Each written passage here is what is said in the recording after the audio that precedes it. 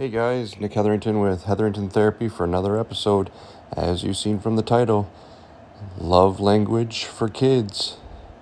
Sit back and enjoy Mr. Rel and Miss Haley as they talk about the love language. Enjoy. I'm Miss Haley. This is Mr. Rel. We work for Hetherington Therapy, a pediatric home health company in Brevard County.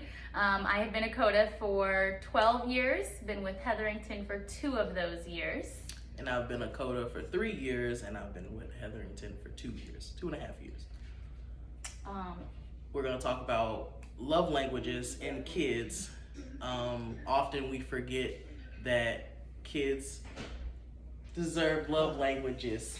Have love languages and respond to love languages. Chase. I got a kid here. We can use him as an example.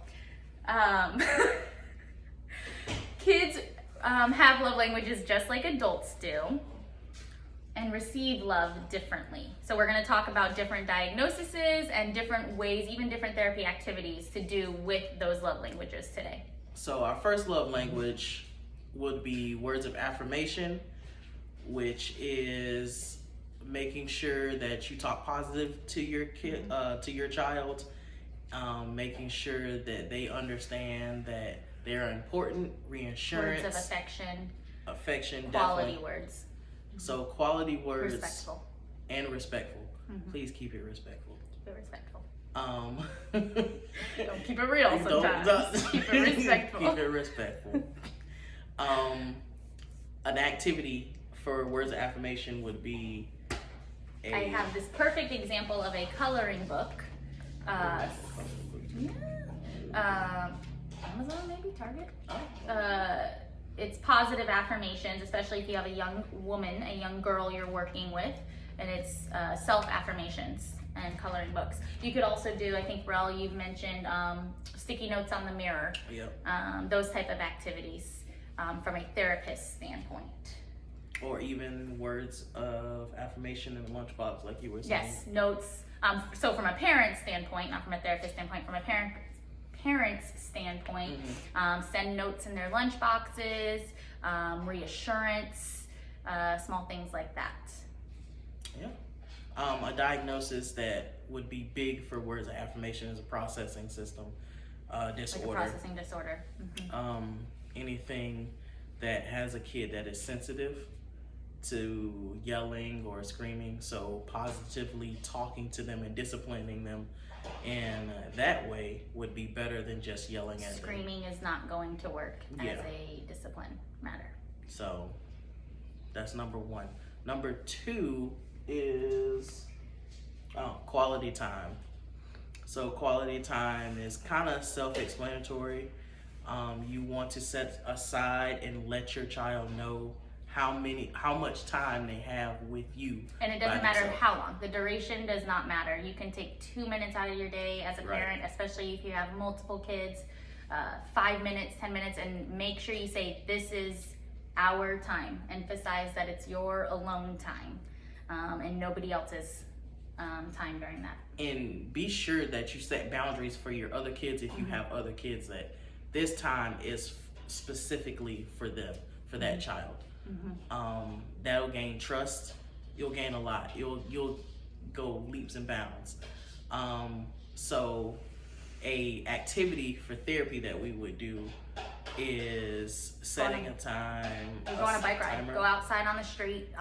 Especially if you're seeing multiple siblings, take that one kid and go out in the street. Go on a 5-minute car ride, go something in the backyard, make sure you're separate from other siblings, separate from mom and dad, separate from, it's alone time with Mr. Rel, or it's alone time with Miss Haley, or it's with whoever you are as a therapist. Make sure they know that. Yeah, that's the biggest thing, is that you set the time and that you verbalize the time and that you actually do the allotted time and follow through. That's the biggest thing with quality time. Also going back to words of affirmation too. So long as you stick through it, you'll be fine. Discipline or diagnosis wise though. Yes.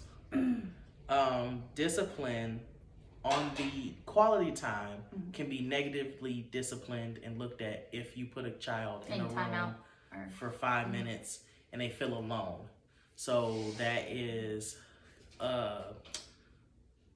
adverse of what you want them to do. It can be heartbreaking and actually traumatizing if they are a quality time child. To send them to their room by themselves for 5 minutes, you may need to do some sort of other punishment, take away something. Right. This may be the kid you got to scream at a little bit. Okay. I mean, we're keeping it real, right? It's okay. But 5 minute timeout alone in the room is earth shattering to them. It really could. It really could bring them down into even depression. Some kids do suffer from depression at a young age, so you have to look out for that. Next one is receiving gifts. No, we Pretty all obvious. love gifts. We all love gifts. Your kids love gifts.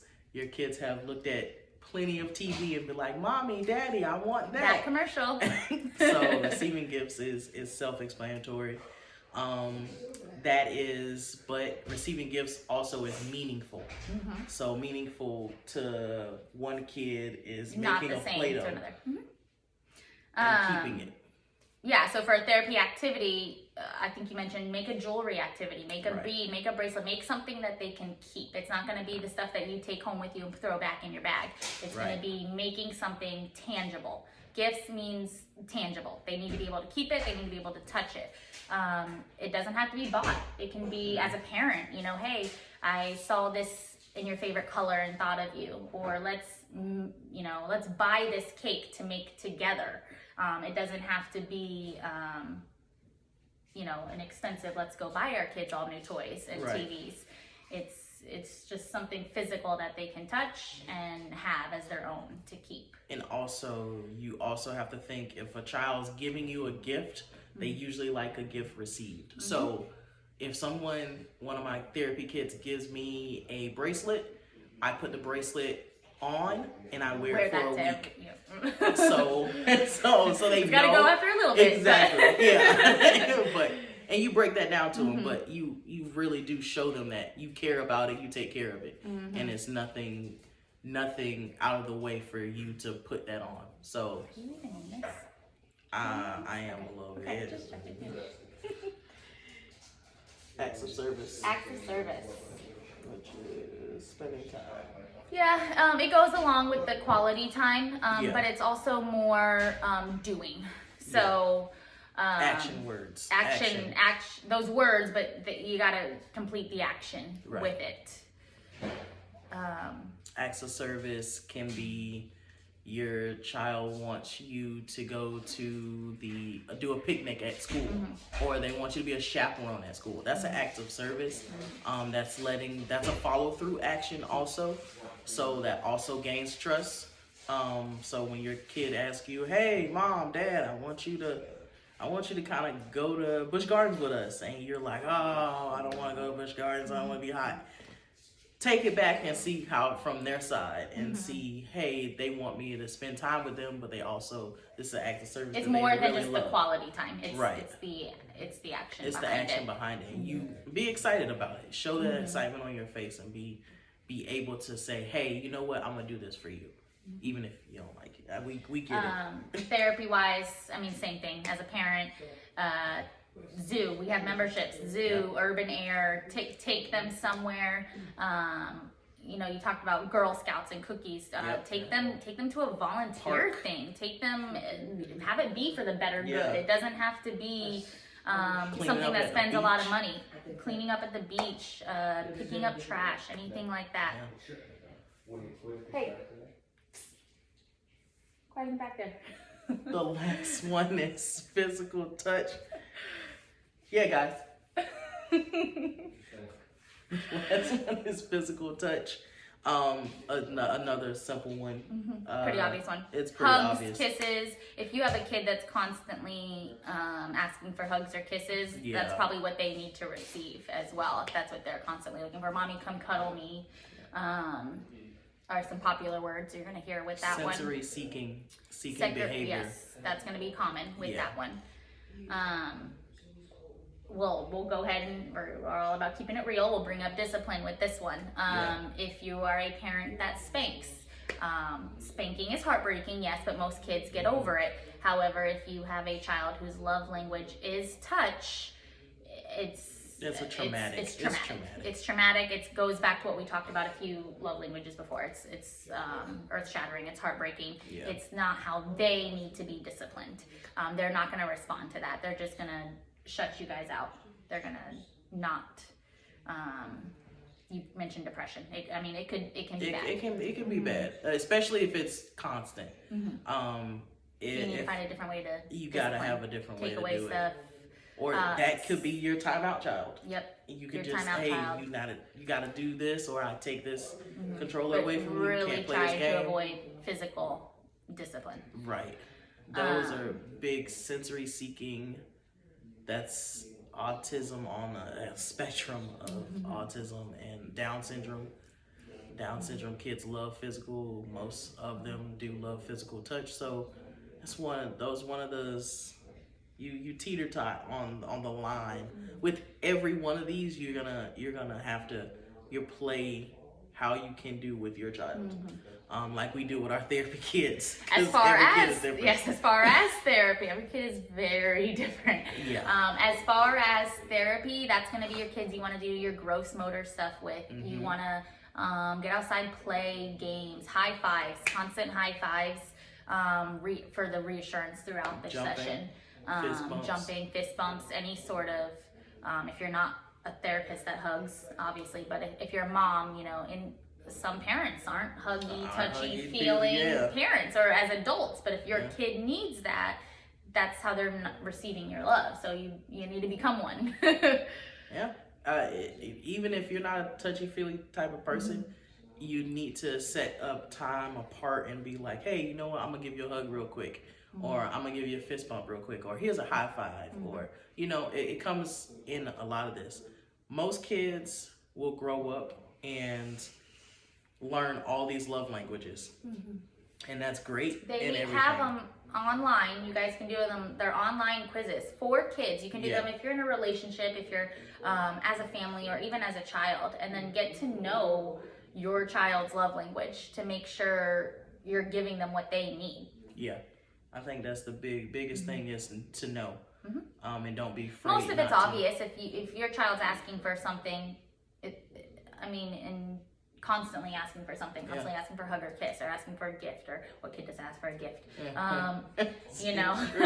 Hey, mommy, I just need you and me time. You're gonna kind of figure it out, but there are quizzes and questions you can ask them. Hey, how do you know I love you? What do I do to show you I love you? And you'd be surprised by their answers. Or I've done it with my kids and bonus kids, and each of them are different. Take the time. I do it with my god kids. So take the time out and just talk to them. What do they love? What can you do that they love? At the end of the day, we're just here to help you guys along this journey called life and therapy. As a therapist, you may be able to be one way with one kid, but not that way with another kid. Yeah. You can joke around with that one, but if this one's words of affirmation, you can't joke around with this one. So you can't. I can talk this way with one kid, but I have to talk softly with this kid because that child is sensitive, and I might try to give a high five to one, and they're gonna look at me like I'm crazy. Exactly. Whereas this one is, why didn't you? I want a high five after every activity I complete. Right. So as a parent, take the quizzes. As a therapist, get to know them, figure it out. I would say take the quiz as a therapist, and as a person yourself. Know what your love language is, so you can pass that on to your kids, or you can pass it on to your spouse or your partner, however you want to do it. But yeah, I think that's it. Thanks, guys. We'll see you next video. Like and subscribe. Is that what we're supposed to say? I think that's what we're supposed to say.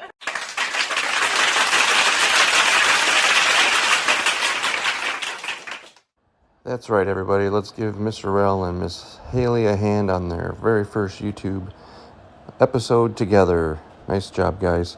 As you guys seen, at the end, I will have some photos and links for the love language quiz, as well as the coloring book that Miss Haley demonstrated.